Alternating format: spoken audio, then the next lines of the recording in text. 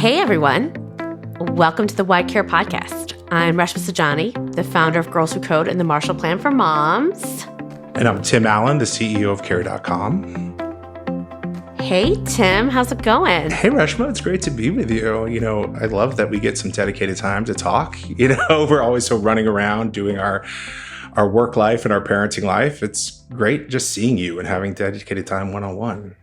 It's great seeing you today, too, especially with on my end, with 3 hours of sleep. But this is what happens with parents, and I love that we're having this conversation because I was just drawn to you immediately. I have met so many CEOs in my life, and very few of them are as real and as authentic. And you don't sugarcoat things. And I think with so much of what parents are going through, what moms are going through today, I think we need corporate leaders that are willing to have an authentic, unbarred, no holds barred conversation. And so, today, whether you're a caregiver or not, the care structure or infrastructure in America is so broken.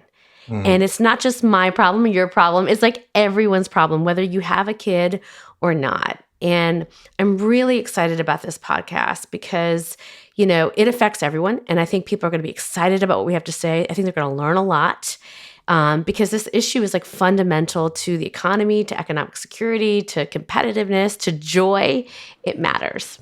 Yeah, I really appreciate that you saying that. One of the things you and I bonded over is we are parents. We are parents first. We have a lot of work ahead of us in the corporate structure, especially. And, the thing I've always loved about our conversations, and the thing I'm always in awe of when you and I are around, is not only are you this visionary ideation person, but you are a change agent. You roll up your sleeves, you dig in, and you are the catalyst for change. As I've read your books and as you and I have talked, I've been so thoroughly impressed with all of the work you've done. And there's an authenticity in it that you look at it and you go, if we are not going to actually call the structures what they are, if we're not going to look at these structures authentically and really say the truth of the matter, there's no way we can either dismantle them or rebuild them or actually have it inspire something new. And I always feel so lucky to be in the space of that with you. So this podcast for me is a dream come true. I really do get to have the incredible conversations with you, but also the incredible conversations with the people around us who are influencing that change. And this weekend I was spending time with the kids. It's summer. We're playing and having a good time and doing the fun stuff. And I had this just introspective moment where I was like, I get to record the podcast tomorrow, and I really actually get to play some small voice in this matter with someone I consider a friend, and then also someone who inspires me. So, really looking forward to this podcast. I'm really excited to be here. Thank you. I last night was getting ready to study for what we're going to talk about, and of course it's bedtime and the kids don't want to go to bed. It's mama, sleep with me. I fall asleep on my notes, and then I'm okay, I'm just going to get up early. And then my son Sai has been having these night terrors. Oh no. So of course he decides to have one last night, and I'm but I woke up and I'm this is the reality of every single parent. You think you have something really important that you want to do on Monday, you're going to get a good night's rest, you plan everything, and then you show up and invariably it blows up. And so it's even more of a reason why, if you have childcare, if you have a company that supports your childcare, if you can afford it, right? If all these things make it easier for you when those moments come, which are unexpected and your kids need you and things don't work the way that you thought they were, you at least can show up like I can with you today with understanding and compassion, and it's easier. And that's kind of the world, right, that we want for people. Absolutely. Access to care is so vital to the success of individuals, right? To people, for them to be able to have the careers they dream of, the life they dream of. And access to care is not universal. And that's something that is really missing. It starts to create the gap, which I know we'll explore and go into. What I'm struck by what you said is it's universal to all parents, right? It's I don't know if you have this experience. I think I have it figured out, or I feel like I have to perceive to my child I have it all figured out, when underneath the surface, I have nothing figured out and I'm just trying to make it work. I am literally the same way you are, and I have that experience too. my twin boys, 7 years old, the light of my life. It was the most fortunate thing for my partner and I to be able to have our kids and make them a piece of our family, right? And they have amplified my life in ways I never would have thought. But one of them wakes up on the dot at 5:15 every morning. And no matter how many times, and similar to you, I was like, I'm going to get up early. I'm going to look at my notes. I'm going to like study. I'm going to do the thing. No matter how many times I've course corrected or I've had the conversation with him or we sit down and talk, the child does not understand being quiet at 7 years old. So every light in the house turns on. Every light. Of course. And then you're all waking up. We are like, you're all up. I'm up. If you're all I'm up. You're exactly. That's exactly it. And so I learned to embrace it and I laugh a little bit about it. But like, I'm groggy. I'm tired. I'm making cereal. Like I'm a half of a shell of a human being at 5:15 in the morning. And like, but similar to you, it's like, I just look at it and I go, wow, like all of my plans get thrown out so often. And I am really good at plan C and D, like figuring it out in the moment, as a parent. Totally. And it's like you convince yourself, like, it's so funny. Like this past week, my husband and I, Nahal, went to vacation by ourselves. We do this every year. We go once a week. Thank God my mom will take the kids, so we don't go with them.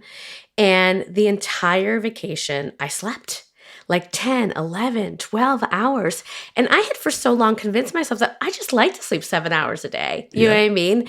But I'm just a morning person. No, I'm not, right? And it's because you love them and it's because you have to. But you realize, and when you have these moments, I do on vacation, like I was like, oh, I am sleep deprived. Mm-hmm. I am exhausted. I am tired, and I have a 2-year-old and a 7-year-old. Like I'm not sleeping right now, right? In this part of my life, and so.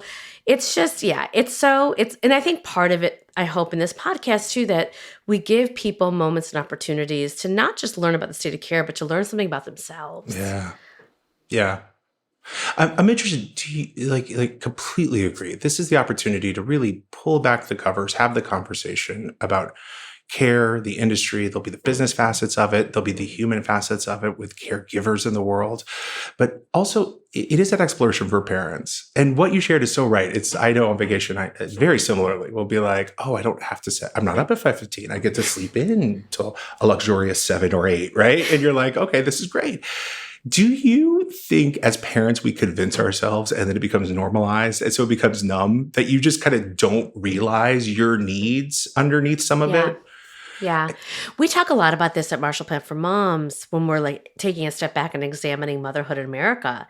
And I think so much of what it means to be a mom in America, it means to be a martyr. We had done this ad for Mother's Day about mom's guilt. And we did this survey afterwards about like, how, and most people, if you were a dad, a childless person, whatever, you watch the video and you're like, wow, moms deserve more. Yeah. And moms watch this video about mom's guilt and they're like, oh, I don't deserve anything. It's so interesting, right? So I do think as parents, so much of maybe why change isn't happening as fast enough is because we are actually not advocating for the things we need because we kind of like, well, this is just the way it is. This is what it means to be a parent in America today. And I think part of what I think we have the opportunity to do, right, is like to tell people, like when we talk about what's happening in other countries, and what is possible. It doesn't have to actually be this way. It can, be different. Yeah. And I think there's like that's going to go back to this whole like our kids and they're sleeping and the night terrors. Like I think that we know like at certain stages of your kid's life, like you sign up for, you're just gonna be sleep deprived, right? Till they're 8 or 9. And then they start like sleeping on their own or in their own bed and like, or they can wake up and make breakfast by themselves. And you can have, but I think what's happening with care in America, it is like this sustained, prolonged trauma where you never actually feel like you get a break or that anything actually changes. And that's when you realize, wow, this is like something more fundamental. Tell me about you, because I think people like I love you and like I love everything that you've done, and I think it'd just be such a gift to tell like our listeners like who is Tim Allen? Who are you? So grew up overseas. I'm a child of military parents. was there until I was in high school. And then my parents, semi-retired, had never, they had grown up in the Chicago area. So I had family roots back in the Chicago area.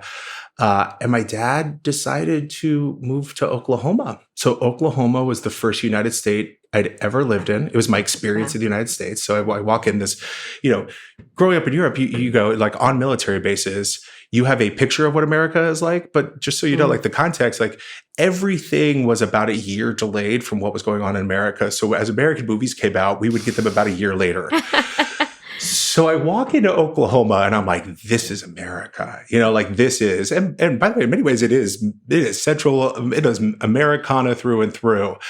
But, I walked in as this awkward, tall, lanky kid who was referencing movies about a year old. So immediately they're like, who's the strange foreign kid, right? Like, even though I'd grown up on military bases, I'm an American. What country by are you nature, from? Right? Like, who's the weird kid, right? So it was great. I grew up in Oklahoma. My mother's still there. My parents divorced. And my mom is a nurse by trade. And so I became kind of a single parent child in high school. And my mom was that hard? It was, the hardest part about it was for so many years of my life, it was my mom and my dad. And then there was a break that was really about their relationship and nothing to do with the kids. But as a kid, it's really hard to distinguish like, oh, this is like I did, like there's something about me, or it becomes kind of like that self-centered world as you're a child, right? Because you wonder what went wrong or what you could have done differently, even though you had no control over the situation, right? Like two adults making a decision, no longer in love. And, the other hard part about it was just my dad stepped away. My dad stepped away and really didn't participate in the family. I think he, over the, I conjecture, we haven't really talked about it, but I assume he really decided that like there was shame built into it or something built into it for him. That was all of his issue, that he stepped away from the relationship, but he also stepped away from the family. So I became a single parent kid kind of overnight. So not only am I adjusting to a new society, like a new world, right? And understanding what America is about, I'm then adjusting to a new family structure. And my mom went into a pretty deep depression during that period of time. And so then I also became the high school therapist for a parent who was also having to figure out how to put it all back together, right? Not only put herself back together to find love in her 40s, but she was also figuring out, I have children I need to take care of and provide for. And so I had to play that therapist in high school in a lot of ways to really be there for her and help her piece things back together. There were mornings, there were days where she didn't want to get out of bed. And, as a 16-year-old, you go, it's just such a night and day from what had been there previously. And so you just, you look at it and you go, okay. And you power through. My sister's at university. And so I was like alone in a lot of ways during that. And that was very informative of like what parents struggle with behind the scenes for me. It taught me a lot of early lessons. And it also taught me the power of community. My mom really relied on people who she worked with, the nurses she worked with, the other members around the community to help take care of me. Like if she had to work an overnight shift or they would check in, no one wants to leave a 16-year-old home alone, trust me. And so I get it, right? And nor should she have probably, right? But like it was a very interesting and developmental time where I learned the power of community. And there was all of that. I went to University of Oklahoma. Computer science is my degree. I was really, I'll so many reasons why I like you. I'll age myself. It was the early years of the internet time period. I was one of those kids who had a Commodore 64 and loved Prodigy, if anyone remembers that. And I went to San Diego to join a startup and was working there and then interviewing during the late 90s and came across a company that I fell in love with the management team. And on the spot, they offered me a job in New York. I never wanted to live in New York. I had no dreams of that, right? I was a California surf kid. I was like, ooh, winter. Like, I don't know if I can, Yeah. I don't know if I'm built for Too all many that. people. Too Right. many people, right? And took the job, went to New York and fell in love hard for the city. I had that quintessential moment where you're looking up the streets and the avenues and it's the fall day and the leaves are coming down. And I was like, God. oh God, I love this place. And that company got acquired by another company, and I've been with that company ever since. And so I've done stints at running CEO of Vimeo within the company called IAC, and I've done stints running other companies. And then a couple of years ago, Care.com came across our desk as a potential acquisition, and I was established in my career. I was happy with the company I was running at that time. I loved the people. I built it from scratch. But the draw of the making a difference in the world to disrupt what is in essence a dinosaur in all intents and purposes was just too powerful. And I knew this required real love and nurturing and, and taking to it. And so I was drawn to it, having had 2 kids and struggling with hiring, caregiving help and finding quality help. And I knew that there had to be a better way. There just had to be a better way. You became a CEO of Care.com before the pandemic, right? Right. It was 2 weeks before the pandemic. We had finished the acquisition. So February of 2020, mid-February 2020, we closed the acquisition. And 2 weeks later, the world went into disarray and everything shut down. So and Care became the conversation. Yes. So you have all these big plans, as you know, running an organization that literally just got thrown out the door, like just gone. And it became, how do I connect with people and people in the organization through Zoom and through, these digital and electronic means. And how do I connect with our customers? How do I connect with caregivers? And so it really took a conscious effort. It was extremely challenging, but I think the world is better for it, to be frank with you. And it's not to glorify the pandemic by any means. It's a travesty in so many ways, but I think the world got to really evaluate certain things that were really important to itself. So I was really thankful for that piece of it. I'm never thankful for the pandemic, and really just, it's heartbreaking, a lot of the stories I heard, but I was really thankful for the opportunity to be able to connect with people on a level I don't think would have been possible. Yeah. Well, they always say, right, don't waste a good crisis. And I do think that caregiving generally, I was having a conversation with someone the other day about like the mommy wars between stay-at-home moms and working women. And even I think that divide, that tension really shifted in the pandemic because everybody was working, and everyone was a stay-at-home mom. Everyone saw, all of this unpaid labor. That's so interesting. It's so funny how life works that way. Totally. In that, like, you were meant to be leading this organization at this moment. Yeah. I completely agree. It's like there's this kismet thing that happens in the world where no matter what I think, you could be intentional, right? But like the life has a way of crafting you to the right space in the right spot at the right time. So yeah, that's a little bit about me. I'm sure there's a lot more to unfold inside of that, but let's talk about you. Like, I want to hear about you, like to take the spot off like me for a minute. Like, well, I like the direction you went into. So, I grew up, my parents came here as refugees in 1973. A lot of people don't know, but there's like these huge populations of Indians in Africa that were brought over by the British. There's this crazy so my father, my mother, my grandparents were born in Uganda. Oh, wow. And then one day, this dictator, Idi Amin, had like a dream that he should expel all of the Ugandan Asians from the country. And my father was just watching television, and there goes goes Idi Amin saying, well, you got 90 days to leave the country, or else you're shot on spot. And they had a pretty entrenched family network in Uganda, right? So talk about like how their caregiving situation, shifted from Uganda, where you had this almost like village of aunties and uncles and grandparents, and all the kids were together and taken care of. And now they have to scramble and figure out where they're going to get refugee status. Wow. And so both of my parents had pretty large families, several brothers and sisters on both sides. most of our family ends up getting refugee status in the UK. So people don't know this, but like in the 70s, UK actually had refugee camps all across the country of Ugandan Asians that were looking to be resettled. Wow. My father was fortunate to get him and my mom visas to come to the United States because they were both engineers, and it was the 70s, and the country was desperately seeking engineers. So they show up, early 20s. My mother's pregnant with my sister.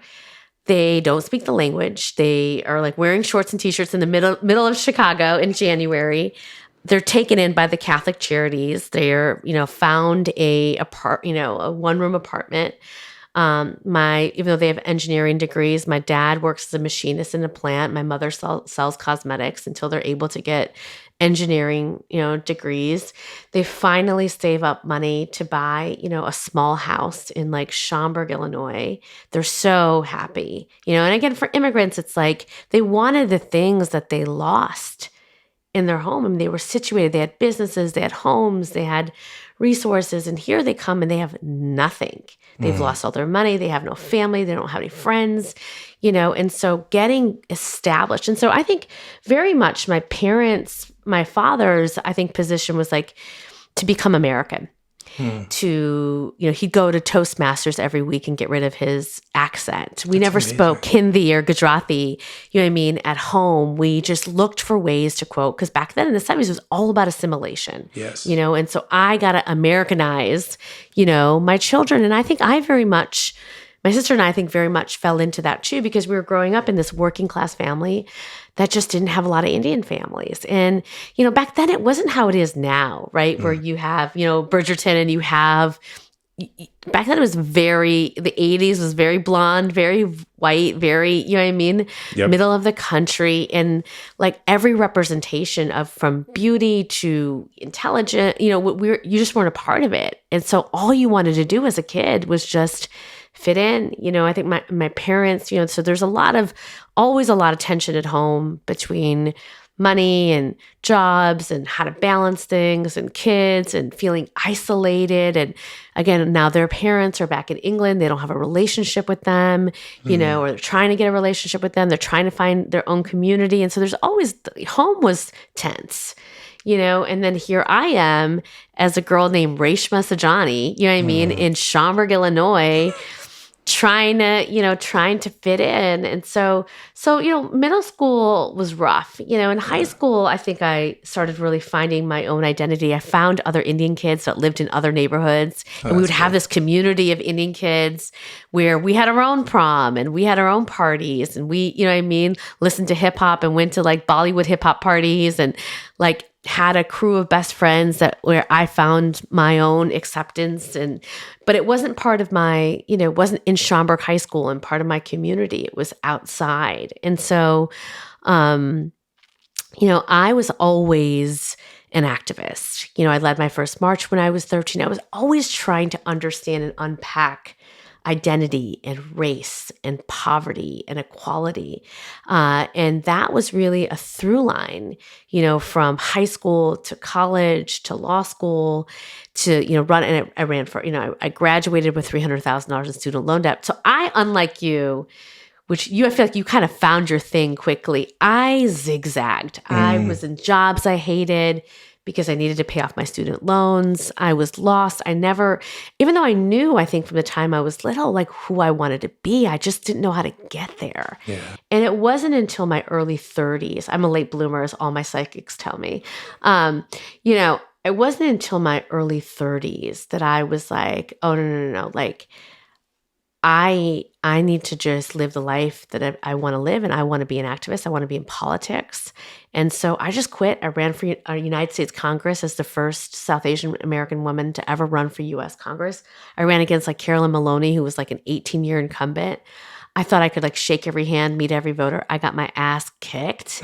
Like it was not even close. And I was shocked, right? When I didn't win. I didn't even have like a concession speech in my purse. And I was completely persona non grata in the Democratic Party because I did not wait my turn. When Ocasio did it years later, she was celebrated for it, thank God. But it was like, who is this woman? What is she doing? And so, but the best thing about losing that race was I was like, oh, like I want to make a difference. I want to make change. And whether it's in politics and it became in Girls Who Code, which is a nonprofit that I started to teach, now 450,000 girls to code and 500 million through our work.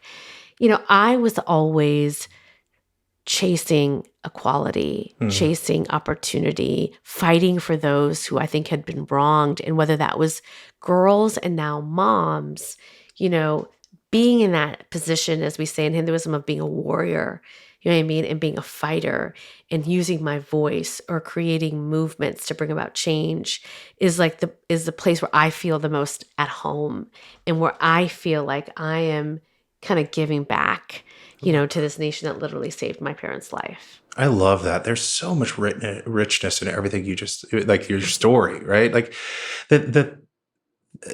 interested, do your parents reflect back now?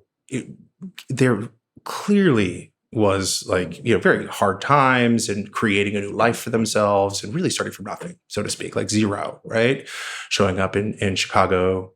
And do they look back now and go, it was probably one of the best things that happened to them? Do they reflect back on that and know that coming to America and having this disruption that was completely thrust upon them, do they look back now and think, do they see the life you've been able to create? Do they see the lives that they've been able to create and reflect back on that? And I probably, like you, haven't had enough of these conversations with my dad, because I feel like in our culture, it's like you don't talk about these things. But they come out in different ways. But I know you just said that when you're talking about your mom, that like it gave you an opportunity to see her almost as a human in her experience. And so I think there are a lot of things that happened to my parents, the discrimination that they faced at work, the opportunities that they didn't get, the things that people said to them on the street, the indignities that they had to face on a constant basis, knowing that you were like in some ways, I think my father, I think sometimes looks at me, I gave a commencement speech at Yale and my dad was there with me. And I just remember watching him while I was kind of standing up there. And I know that there's like moments where he says, God, like it was all worth it when I look at her, right? Because I've struggled, but not in the same way. Yeah. Like I think for them, it was just true that my father wasn't going to be giving Yale's commencement speech. Right. You know what I mean? Like he wasn't, it took time to get to that place. Right. Yeah. And so I think that is hard, because he was 25 when he was here too. He was young. Yeah. And they were young. And so, but not knowing that you couldn't reach your fullest potential because the country wasn't ready yet, I think is hard. But I think when he looks at me and he looks at my sister, who's an amazing OBGYN doctor in Georgia, I think we are the embodiment of the American dream. I think This was what the struggle was about. And I do think for many immigrants, they feel like that was their tax that they had to pay. We're going to talk about our assignment later, but it was interesting when I was talking to him about it, right? It's like there's a lot of gratitude, rather than a lot of anger, which is interesting. Incredible. That's incredible. You talk about the American dream. I also think it's a parental dream in a lot of instances, right? You want to see your children exceed and succeed. And I think, similar to your parents, though not akin, right? Your parents clearly faced a lot of systemic issues that the country wasn't ready to tackle head on. And we're still tackling. To say we scratched the surface is a vast, dramatic overstatement, right? There's still a lot to unpack inside of that. But knowing that your father looks at you and gets to say, wow, that's my daughter, and the choices that I made led to this, right? And then same thing with my mom. I look at it and I go, I wouldn't wish that upon anyone, right? Having to deal with that depression and having to deal with the moment and the introspection of what occurs at that point in time. But I know she looks at me now and she goes, you've completely blossomed to this human that like I'm so proud of. And that in of itself, even when I think about my kids, whatever that looks like for them, right? I don't have the traditional, my kids have to do X, Y, Z. I want them just to be great in the world and really make a difference. And yeah. Yeah. And I mean, I don't know. When I look at you and I feel this way about myself, it's like I just feel so lucky that I get to do what I want to do. Yes. And I don't feel like anything is put upon me or I'm forced. And that's all I want, right? That's all we want for our kids, our boys to like feel that way, you know, for my boys to feel that way. So, but it's interesting. I mean, even going back to both of our families, it's like, you know, we talk a lot about in the you know, structural breakdowns, but you know, even when we're talking about the system of care, sometimes the only breakdown is the marriage. You know, and like giving like so much of, you know, I was reading somewhere like 1/3 of the divorces are about the chores. Yeah. Right. And about not, I mean, if you even think about like what the lack of a system of care has done to marriages, you know, in our country, it's enormous. Oh yeah. I mean, it's compounding pressure, right? To the study you read, the 1/3 are about chores. It's the subscription of kind of the normalities that people should the roles they should take inside of a relationship, right? And then on top of that, you've got kids who are demanding, and it's like, who else is going to do it? It's like, it's just compounding so often in relationships. And it really does influence the caregiving community, right? It influences how people define care. You know, the one thing I've learned, if anything, over the last 2 years, and to be frank with you, I'm constantly going as little, I know as little as possible at this moment in time. I keep discovering new things inside the world of care. But the one thing I've learned is care is so deeply personal to the individual family, right? No two care infrastructures look the same way. The tactics, right? Like whether it's a in-home nanny or a daycare or a babysitter or a development childcare center or a school, right? Could be common, but the needs of the family are so unique, right? Like whether a family's going through divorce and the mom is going back to work, or the mom is actually working full time and trying to provide now for the full family, all the way through to dual households with mothers and fathers, right? You know, it's the expectations of who's managing care, who's triaging the care, who's on first, right? Like similarly, it's you talked about night terrors. A year ago, we had experienced something similar, and the person who had to get up was the person my son was calling, right? Which happened to be me. And he's like, Daddy Tim. And I'm like, I literally lean over, I'm like, this one's on me. It's like the expectation setting is so dynamic and fluid inside of a family, but it's just so unique to them. And I think this is a good place to talk about our parents, right? So both of us were given an assignment to go talk to I talked to my dad about what it was like, how they managed care, right? When with us. So what did your mom? I take you talked to your mom. Yeah, I talked to my mom. Yeah, it's so funny. I enjoyed this summit so much. I talked to my mom, and I also talked to my sister, who's the mother of 5, right? And she's an early educator. She's a preschool teacher. And I'll give you a blended perspective because it was very common, right? My mom said the hardest part about care was not losing herself, like her identity. She said, I loved you more than you will ever know, and there would be nothing I wouldn't do for you. But it was very hard for me, speaking as my mom, is what she said, for me to determine where that stopped and where I began. And it was really rich as we were digging into it. And this was like an hour long, like tears were shed and things were on, like you go through memories, and it's like very, it took her back, right? Usually my mom's interactions and I are like, how you doing? What's going on? Yep. High five. How are the kids? Like, all the good stuff you would normally get through. So I have a question for you. I didn't prep her for it. I kind of took her by surprise.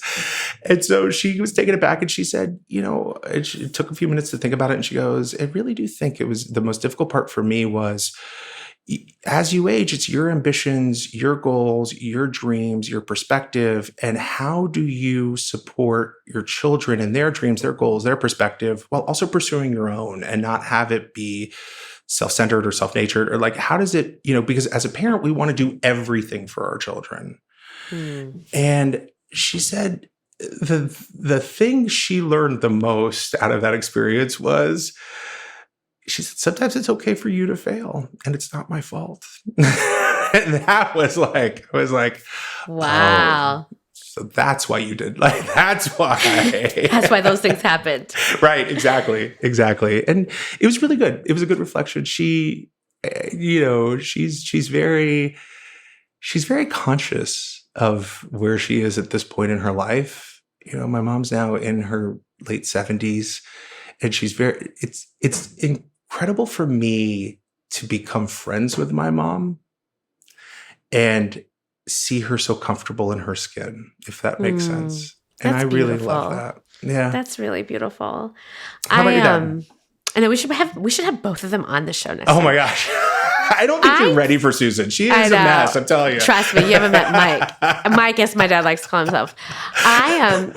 Yeah, he was very excited about this. Like, I sent him like the email, and then I was supposed to call him on Saturday, and then I got like busy, and he's like, I'm ready. When you ready? You know what I mean?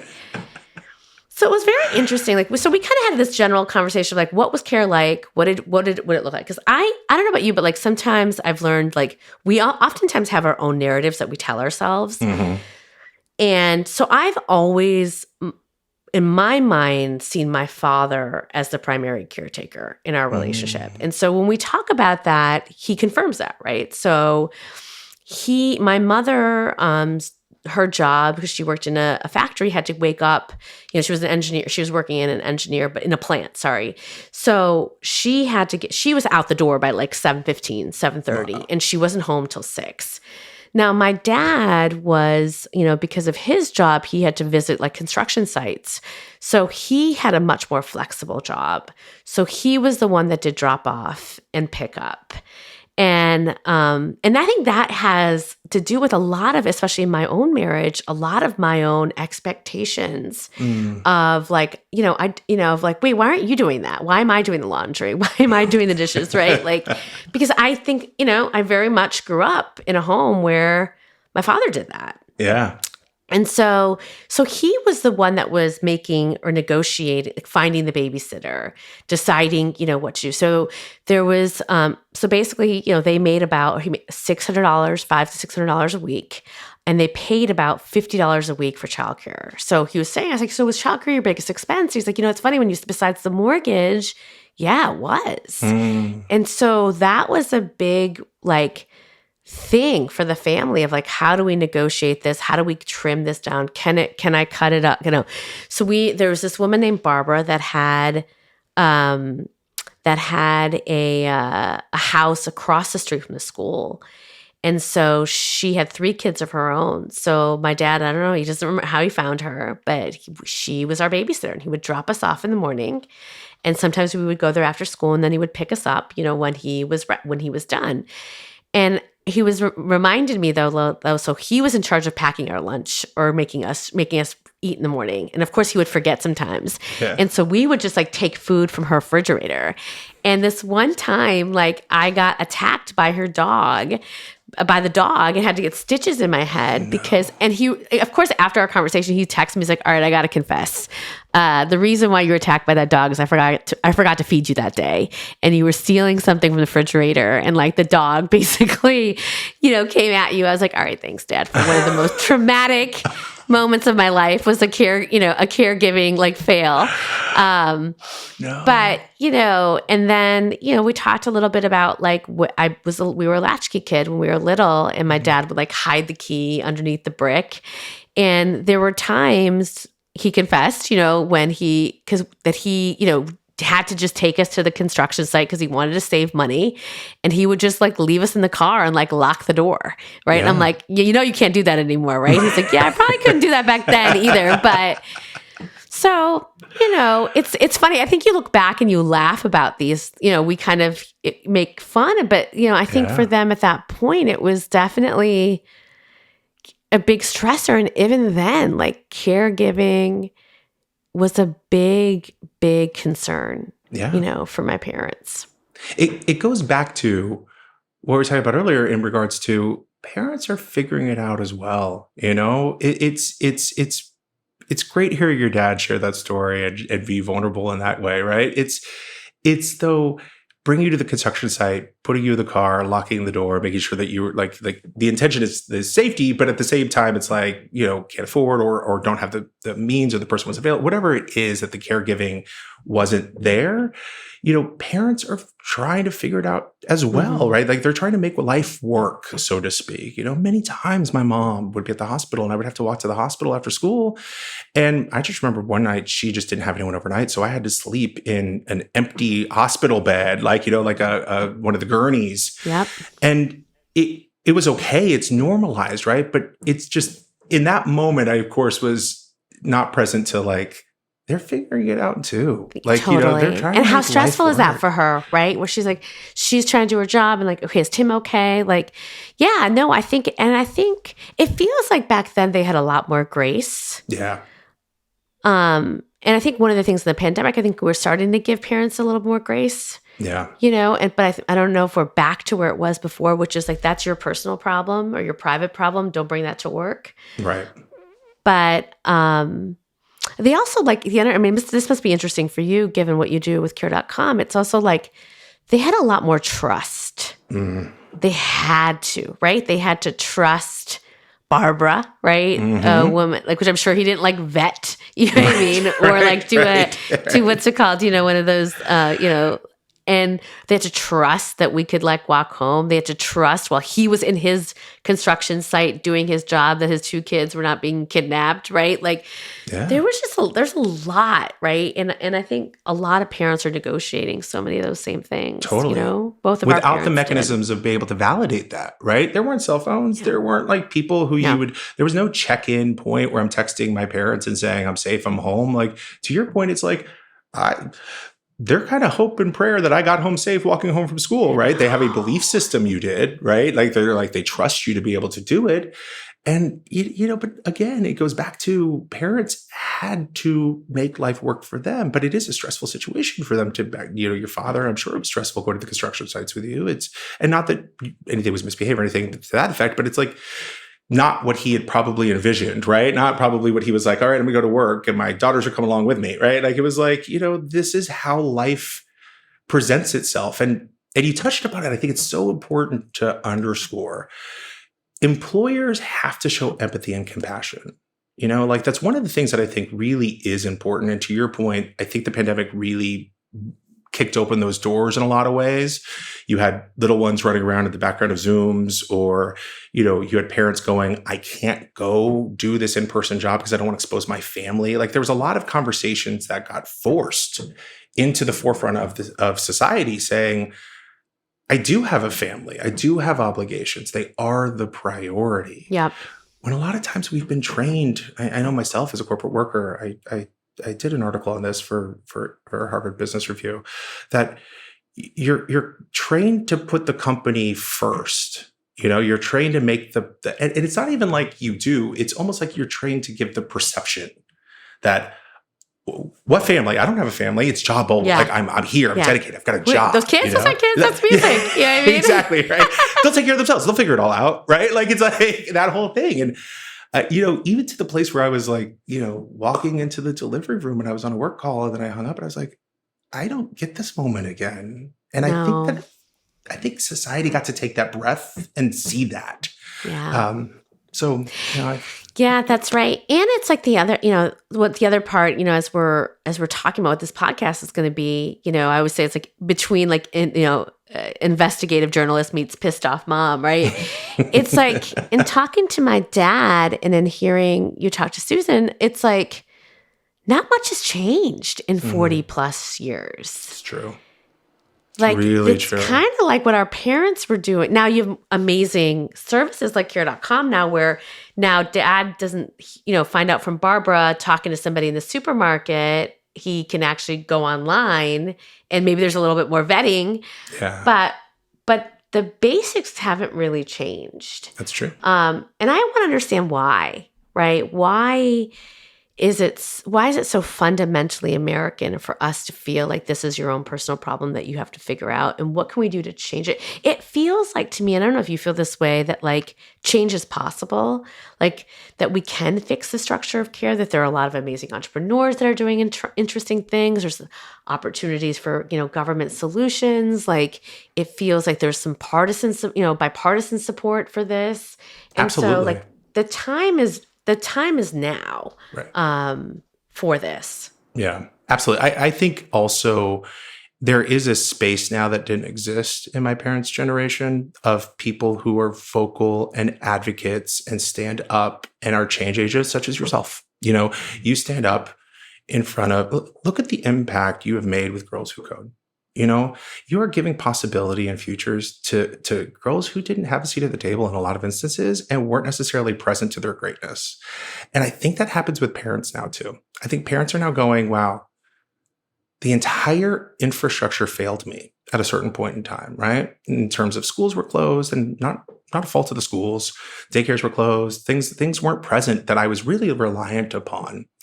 And what do I want to advocate for moms who are actually having to do this 24/7 and having to pick up all the slack and doing the things that you want, right? And it's not just moms, dads do a lot of the work too. But in the primary instance, moms are the ones who are taking on the additional hours of work, which you've advocated with Marshall Plan for Moms so eloquently. That how as a society can we reshape government programs, institutions to really support moms to be able to be successful and know that they have an infrastructure of support that doesn't fail them. So, and it goes back to, I think, how we started this podcast, which is like, I love my kids. The hardest thing I fought for was to be a mom. And I know that there's moments where I feel like the memories that are robbed from me are my memories or my moments with them, because I'm trying to balance work. And like, is there a way, if there's ever been a way to reimagine a different way to do things, to live and to work? I think that moment is now. Yeah. And so I think pushing people along when they take this journey with us to say, this is something you should be advocating for. This is something that actually maybe more so than any other issue in the immediacy can really fundamentally change your life and your children's lives. So completely. For parents, for even people who aren't parents today, who potentially want to have kids in the future, those who don't want to have kids, it actually is a societal impact as a whole you're pointing to, which is we shape the policies, we shape the conversation, we start to advocate, we get the right things in place. It has societal ramifications for generations to come that will impact everyone's quality of life. Absolutely. And I really do think that I'm looking forward to this exploration with you. I really do think that that's going to be the game changer. And I'm glad I get to be with you to do a small part in that. Me too. So everyone buckle up. It's going to be a fun ride. And thank you for joining us. Thank you so much. Talk soon.